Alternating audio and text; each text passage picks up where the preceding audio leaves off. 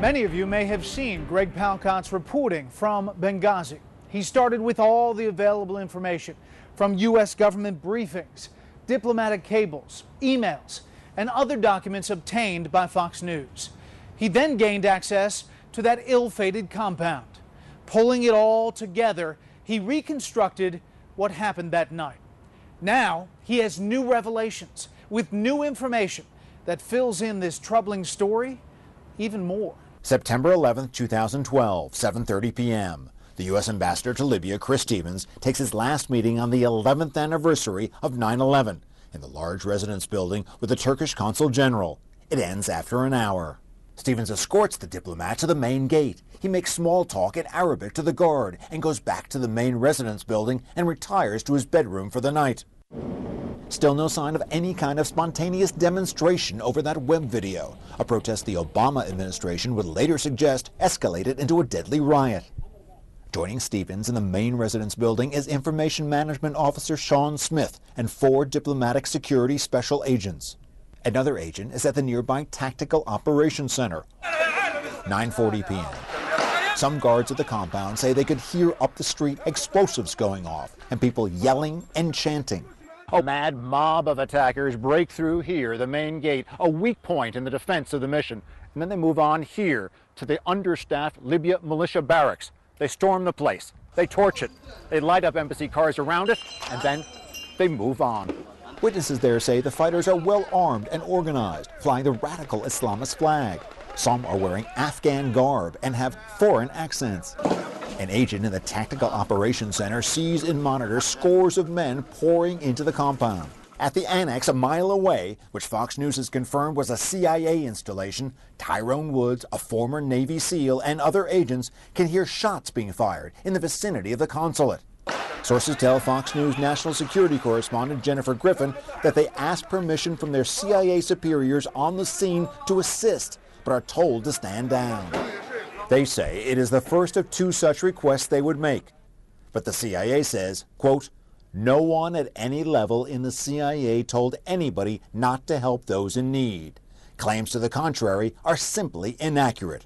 Meanwhile, security agents at the consulate are sounding the alarm too. A diplomatic security agent working in the Tactical Operations Center immediately activated the imminent danger notification system. State Department official Charlene Lamb was working that night in Washington, and so she could follow the events in real time. He also alerted the quick reaction security team stationed nearby, the Libyan 17th February Brigade, the embassy in Tripoli, and the Diplomatic Security Command Center in Washington. Around 10 p.m., a surveillance drone begins to hover over the consulate and beams back live pictures to Washington. Back here in the main residence, the special agent, reportedly David Ubben, comes here and gets Ambassador Stevens from his bedroom and brings him, along with Sean Smith, to this room in the safe haven. Really, aside from some medicine and other supplies, a big, dark, windowless closet. And then, outside, a locked gate. Hope for security. Ubben radios others as to his whereabouts.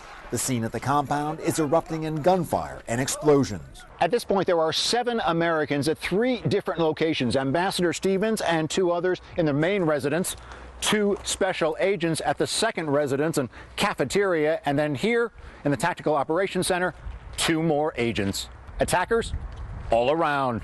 Inside the main residence, attackers come in here and they ransack the place, and then they go for the locked gate. They look inside. It's dark. They can't see anything. And then they try the lock. They can't open it up. Inside, Agent Ubben has got a gun trained on them, ready to shoot if need be. But as Lieutenant Colonel Andrew Wood says, the safe haven is only safe for a short time. It's a delay for an aggressor, but it has to rely on someone to come in to rescue him as well. That someone, Wood says, might have been his elite site security team, but they've been pulled out of the country. Either way, Stevens, Smith, and Ubben were trapped by diabolical killers who pour diesel fuel around the house, light it, and leave.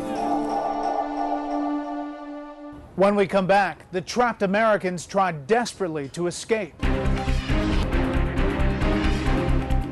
Before the break, Greg Palcott told you how terrorists overran the U.S. consulate compound in Benghazi, Libya. A handful of Americans caught by surprise, pinned down in 3 different locations. 3 of these men, including Ambassador Chris Stevens, have locked themselves in a so-called safe haven in one of the buildings. The attackers can't break in, so they've set the place ablaze.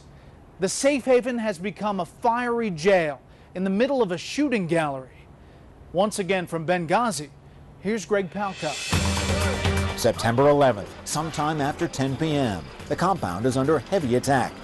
This Libyan militia member says he was there. You can't hear anything from the RPG firing, explosions. The shots going beside you, it's so loud. You can't even take your breath. I can't even move. So it's like organized attack. Meanwhile, the entire safe haven, which takes up half of the first floor of the main residence, is black with thick smoke and fumes. Stevens, Smith, and Ubin move to a bathroom within the safe area, which has a window. They try to open it, but it doesn't help. There's just too much smoke.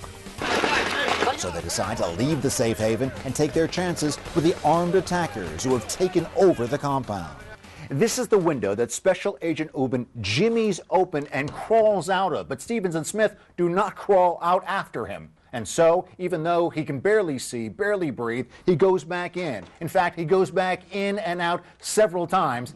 He can't find them, and he is overcome with smoke. Back at the CIA annex, sources tell Fox News there's another request to go and assist the people at the compound. But once again, they say they're told to stay put.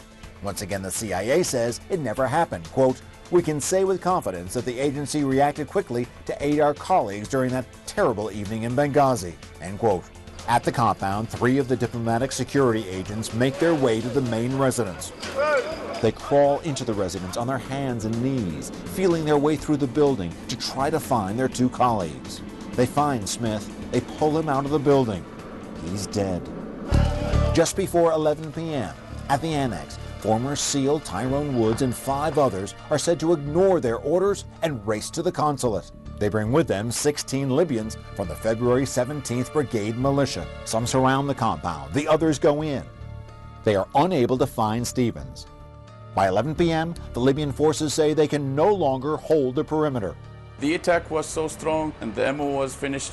So we were calling for backup, and even the backup wouldn't came. Meanwhile, the American agents carrying Smith's body pile into an armored vehicle and exit the main gate. They head for the annex about a mile away, but almost immediately the crowd fires upon them and throws 2 grenades under their vehicle. They take direct fire from AK-47s from about 2 feet away. Despite 2 flat tires and heavy damage to their vehicle, they keep rolling. Several blocks away, they hit more traffic in a busy Benghazi neighborhood.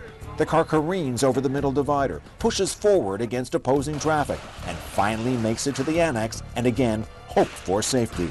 Midnight, some 2 hours after the attack began, a quick reaction force from the U.S. Embassy in Tripoli leaves for Benghazi on a chartered aircraft. On that plane is former Navy SEAL Glenn Doherty, who will soon be fending off heavy fire. Back at the annex, the battle is on again. Fighters hitting the place with AK-47 fire and rocket-propelled grenades, forcing those inside to retreat to a building further back in the annex compound. According to Fox's Jennifer Griffin, yet another call is made for military backup.